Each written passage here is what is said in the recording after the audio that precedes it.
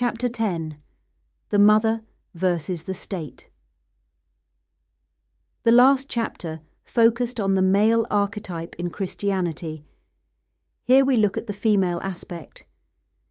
Given the power and prominence of the Mary figures in Christian iconography, particularly the classic image of the Virgin Mary, it's worth first of all noting how relatively minor their roles are in the New Testament in comparison to that of Jesus. The four Gospel texts, as expected, are dominated by the story of Christ, with the various female figures playing important but supporting roles. Likewise, the Acts of the Apostles and the various epistles give little mention of the Mary figures and are dominated by males such as Paul and Peter, who in turn speak heavily of Christ himself. However, in contrast to this, in Christian artwork and iconography, both the Virgin Mary and Mary Magdalene appear almost on an equal billing with Christ himself, expanding, in spite of their lesser game time in the New Testament, to reach parity in the wider cultural landscape. Vastly outshining all the other male figures with the exception of Jesus himself, so it seems the archetype is much bigger than the text alone would allow, perhaps filling a natural need for such a companion female archetype in our collective psyche. It's also worth noting just how many Marys appear in the New Testament. As well as Mary Magdalene and Mary the mother of Jesus, we also have Mary of Bethany, Mary of Rome, Mary of Clopas, Mary, mother of James, and Mary, mother of John Mark. I would argue that the reason for this bevy of Marys is the confusion over the name Mary itself. My view being that all these Marys are simply echoes of the same female archetype. The mother figure, either that or that the name is simply a title rather than a given name. For example, take the modern title, Mrs. Someone not familiar with this term, on coming across several mentions of women titled as such, would maybe assume that Mrs. is actually their given name rather than simply a title common to all married women. Again, this serves as another example of how history can easily become confused and mistranslated. The name Mary is very similar to the word marry, and I would suggest that the title Mary probably just signifies a married woman. In this regard, it would make much more sense of the names given to both Mary Magdalene and the Virgin Mary. Virgin Mary would quite literally translate as married virgin. This would help to explain the story of the supposed virgin birth. The mother of Jesus being not a virgin who gave birth, but rather a virgin who got married and then gave birth. Likewise, the name Mary Magdalene would render similarly.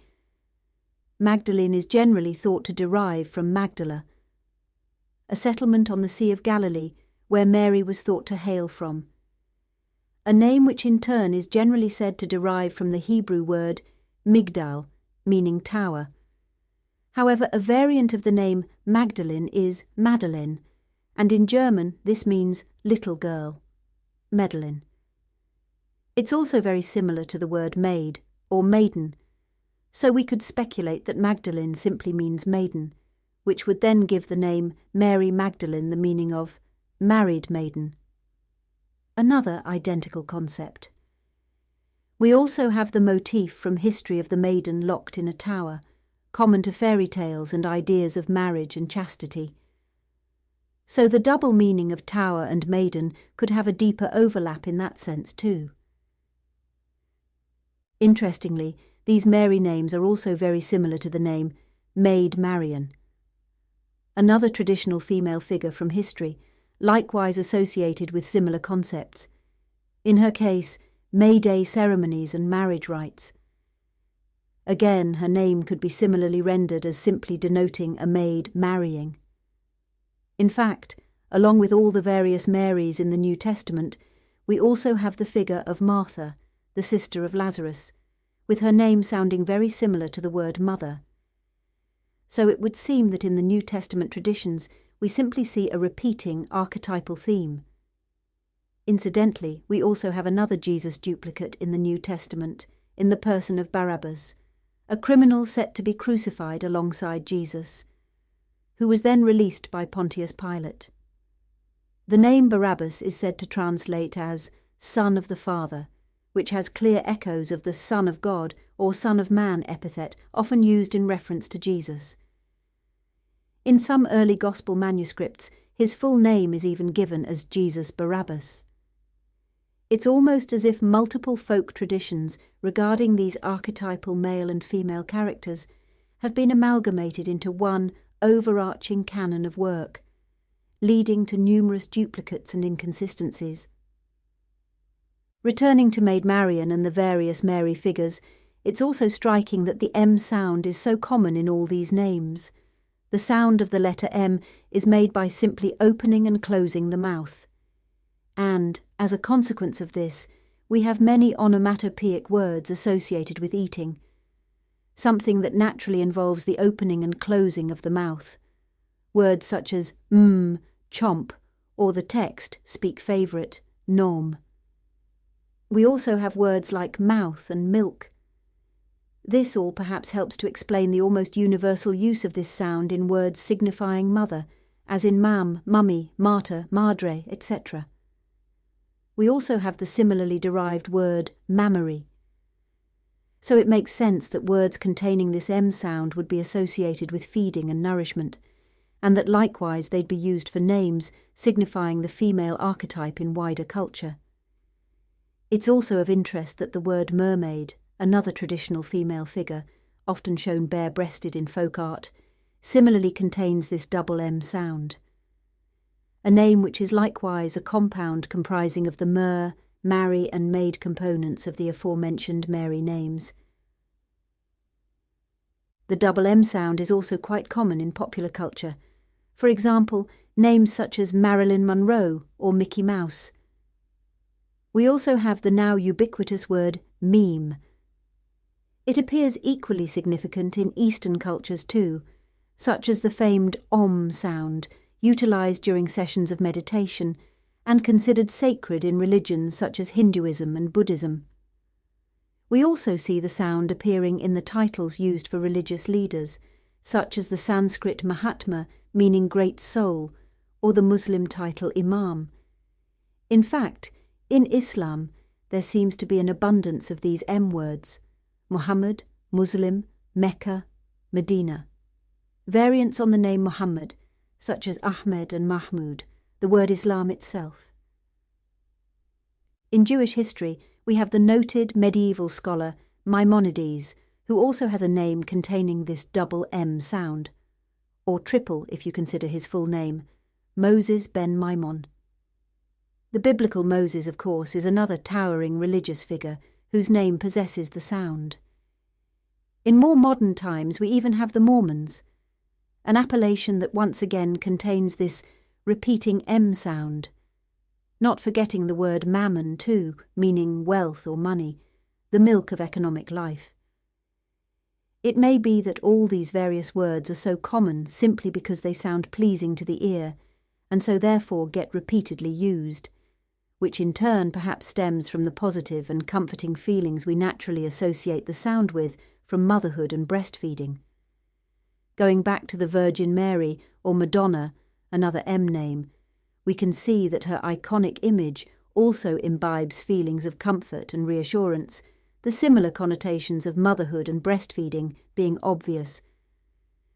There's generally a natural and familiar beauty to her depictions, as there often is with the various other mother figures from tradition and culture, again no doubt because of the natural associations they come with.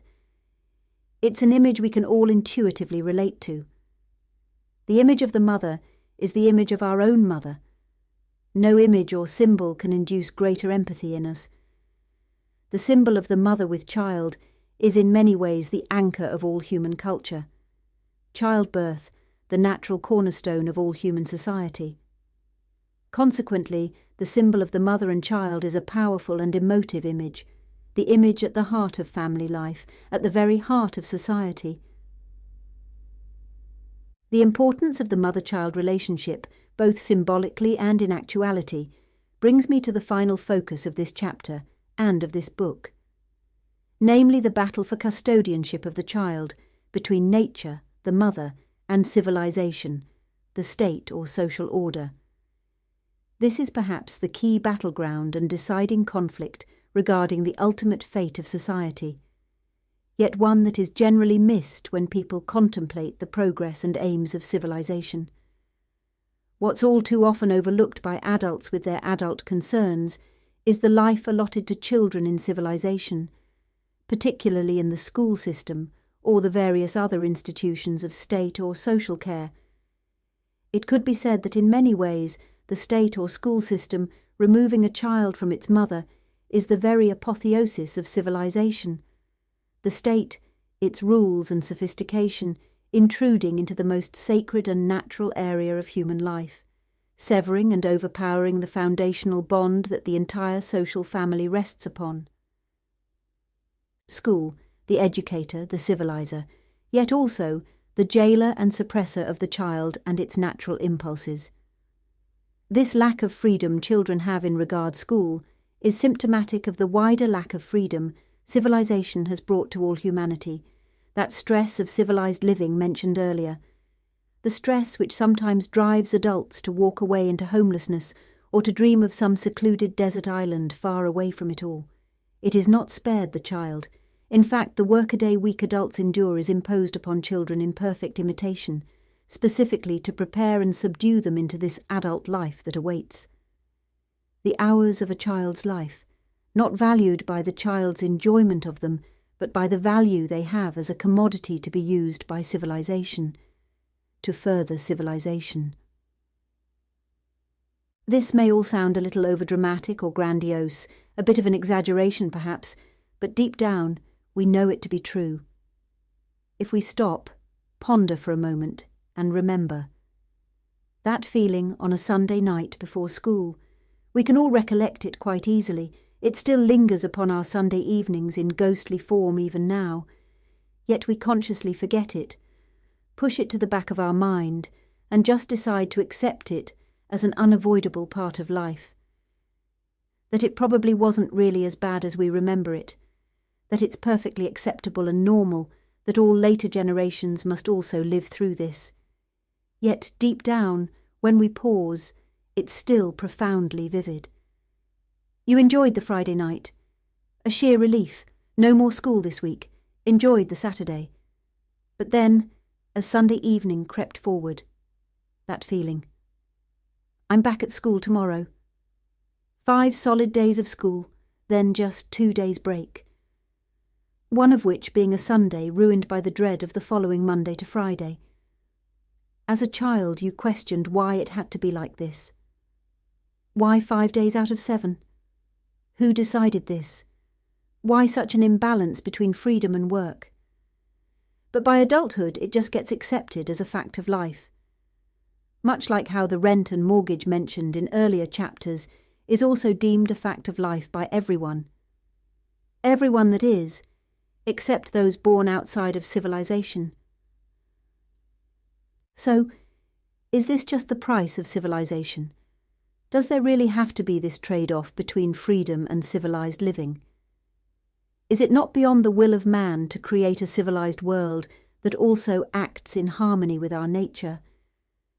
That allows us to avoid such dread and anxiety, giving true individual freedom, but with all the benefits of human advancement too.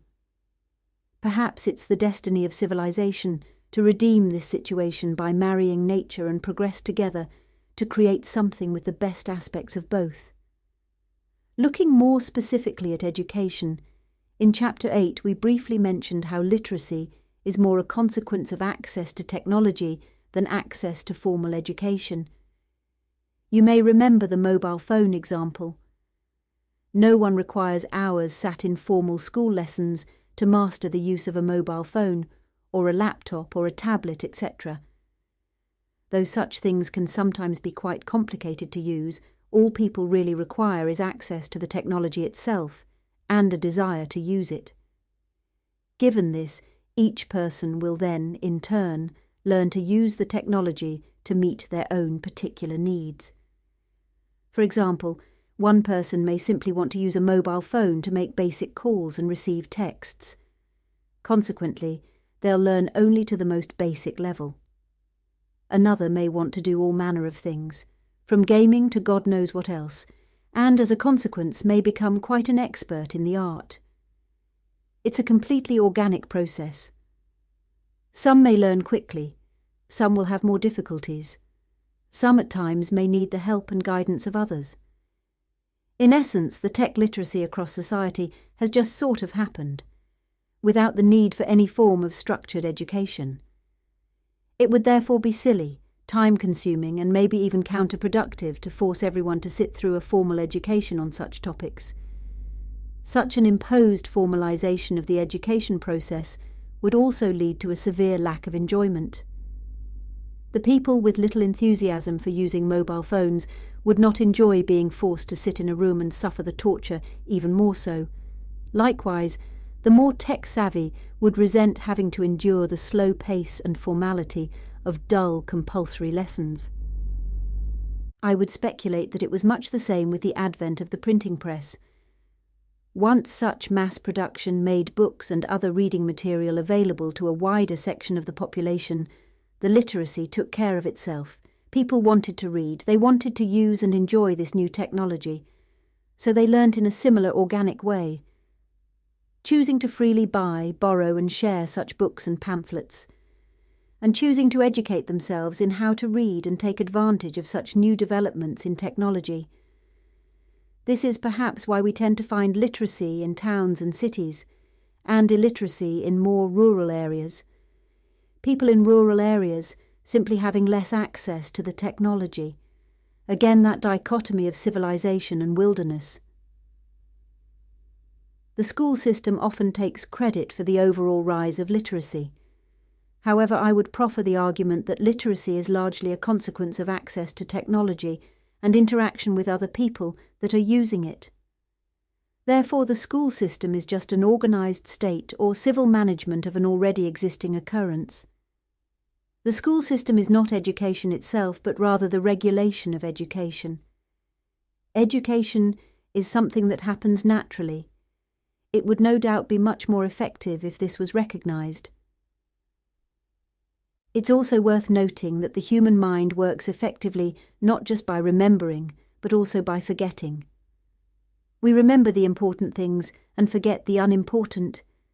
It's not much use remembering every pattern in the clouds you've ever seen, or every single blade of grass you've ever stepped over.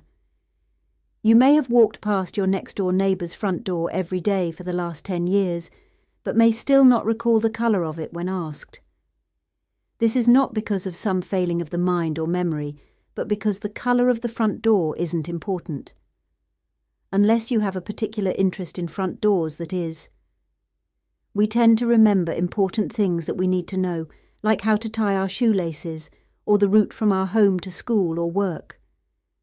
We likewise tend to remember things that we have an emotional investment in, or a passion for, such as the eye colour of the person we fall in love with, or our favourite piece of art or music. Anything that isn't valuable to us in one of these ways tends to get cast aside.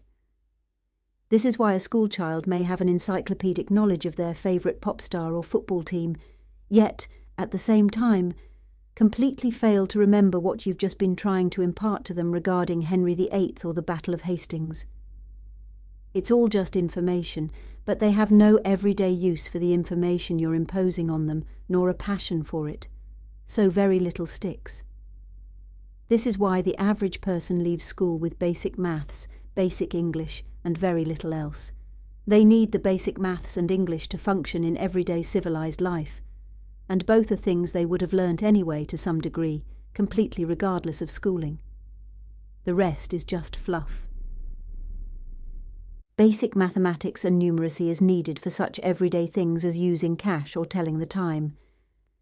This is why virtually everyone in the civilised world can do maths to the basic level needed to get the shopping done or understand the times in the TV guide, as learning how to do these things has a practical use. In fact, in regard more complex mathematics, such as Pythagoras' theorem, for example, you'll often hear children complain to their teachers, "But when will we ever need to know this in real life?" The teachers will sigh in despair, but it's a perfectly sensible question to ask. Most people will never use such mathematics in their normal everyday life. Consequently, most, intuitively understanding this, will never learn it in school, no matter how long you sit them down for in a classroom trying. The ones that do learn either having a natural aptitude or a genuine passion for the subject. It's the same with reading and writing. Basic English is obviously needed to read letters, newspapers, signs, menus, to communicate with others, and so on and so forth. You need it to function in civilized society. It is therefore desirable and useful for a person to learn how to do this. Just as when you go to live in a foreign country, you need to learn to speak, read, and write the language in order to function and thrive there. In fact, the learning of foreign languages is a good example to use to highlight the failure and pointlessness of formal education. Pupils spend hours every week in schools learning French or German, or whatever the preferred language of the state syllabus is. For instance, in Britain we tend to learn French at school, with successive generations each spending hours and hours of their life, as well as countless pounds of taxpayers' money in this quest to make British people fluent speakers of French. However, in spite of all this time and money and effort, almost every British person that has been through this process isn't fluent in French, not even close. Again, most people leave school with very little. In spite of perhaps 5 years of solid French lessons, they leave with just bonjour, au revoir. The French numbers 1 to 20, and perhaps if they were really clever, a few lines asking which way to the bakery. Basically, the bits they learnt in the first few weeks of French lessons before the fun and novelty wore off. Again, that passion thing, the importance of having a genuine interest or enjoyment in something. In stark comparison, we can see that if a British child goes with their family to actually live and settle in France, they will soon pick up the language, because they have to, i.e., it becomes useful for them to do so. When you think about this, it makes perfect sense. It's how a mind is supposed to function. What is the point in learning French if you don't regularly interact with French speakers? Or again, if you don't have a genuine passion for French language and culture? Taking note of this, we can therefore see that it's largely pointless trying to teach people things they have no need or desire to learn. It's fruitless trying to beat nature. Reading a book can be very rewarding, but no one enjoys reading a book they're forced to sit and read, nor will they absorb much information from it under such circumstances. Therefore it stands to reason that if there was more freedom for children and for adults, they would become much happier, and by extension, much brighter. However, civilization's desire to regulate human life doesn't allow for this, so we only ever see increasing management. It's the uprooting of the child from the mother, or rather the failure to appreciate the importance of this bond between mother and child, that is in large part responsible for this onward creep towards human management. The obvious remedy would be a return to the veneration of the mother and child, not necessarily in a religious sense, but at least in a way that reminds society of the sheer importance of this relationship. That makes sure civilization remains rooted in the needs of the people, particularly the needs of its children, rather than rooting the child in the needs of civilization. A mother naturally wants happiness for her child. The state snatching the child from the mother or overruling the authority of the mother is therefore in many ways the ultimate rejection of or act against nature. When we allow ourselves to forget this, misery ensues. Today we find ourselves in an age where parents are threatened with legal action for daring to take their child out of school for a week of holiday. The state decides what's best for the child, and the parent must reluctantly follow. Many parents in response now want to homeschool their children, but again the constraints of work and civilization itself make this difficult, if not impossible. With even those parents in a position to do so still having to be under the watchful eye of the state, following the state curriculum. In a truly free society, parents would be able to choose the hours their child spends at school or the curriculum they follow. After all, they are the ones that are paying for it. Surely it's not beyond us to make school more flexible. If a parent, remembering the misery of those long school days and weeks, decides that their child would be happier spending less time in school, then why is that not possible? It would also be perfect for parents wanting to homeschool but not having the opportunity because of work constraints. They could, for example, send their child to school on the days, mornings, afternoons when they work, then homeschool when they have free time. Currently, the only choice available is to homeschool, if they even have that option, separating their child completely from interaction with other school children, or to subject their child to the complete full force of the state, with no way of mitigating against its effects or excesses. Even a wholesome family holiday during school term is forbidden. Finally, as well as that feeling on a Sunday evening before school, there's also another familiar feeling from childhood that's worth remembering. That feeling we had at the beginning of the summer holidays. Those seemingly endless summers are for many people the happiest times of their life, their fondest memories.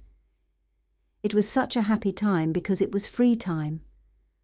Not to mention the beautiful weather, of course. You knew that for a full 6 weeks there was no school, complete freedom, no constraints or compulsion.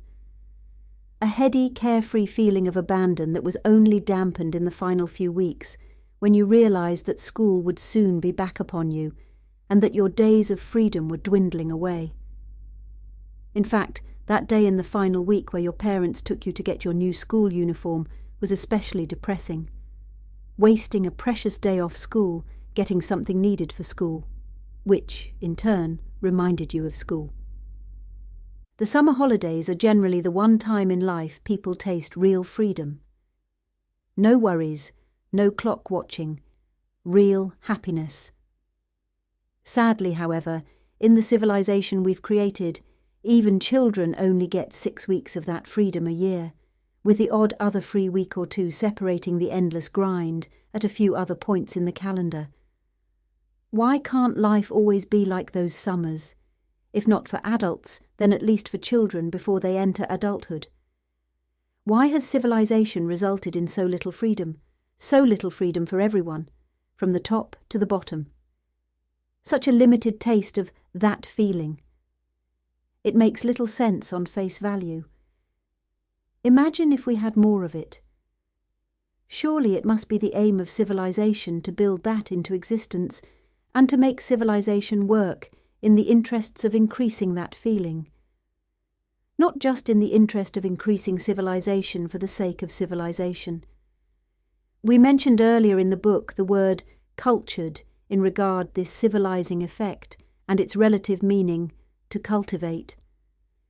Maybe the end goal of this quest to civilize the world is to create a garden paradise in some way, a tailored version of nature, where civilization enhances our experience of nature instead of severing us from it. Maybe to refine the Garden of Eden in some sense even. To tame the savageness of man and make gentle the life of this world. That freedom and those feelings perhaps should be the very fruits of civilization.